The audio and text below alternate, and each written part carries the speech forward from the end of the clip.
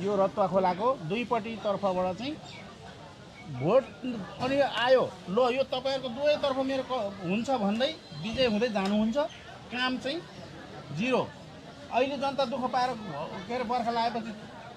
खोज्नु पर्यो हस्पिटल कि स्कुल खोज्नु पर्यो त्यहाँ गएर बस्नुपर्ने स्थिति अब त्यो कति लाग्छ के लाग्छ त्यो मलाई थाहा भएन अब भोट माग्न आउँदा चाहिँ ठुलो एरिया छ एरिया ठुलो छ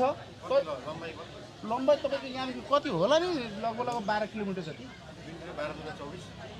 उतापट्टि त भइसकेको छ यता कमल गाउँपालिकापट्टि चाहिँ अब बर्खा आयो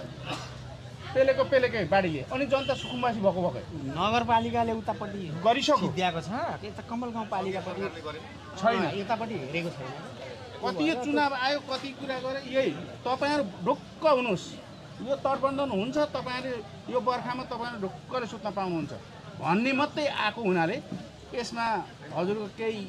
हुन्छ कि भनेर हामी सबैजना भेला भएका छौँ त्यति हो मेरो भन्नु अरू केही छैन मेरो तिलक प्रसाद भट्टराई हो यी कमल गाउँपालिका 6 नम्बर वार्ड जिम्मेदार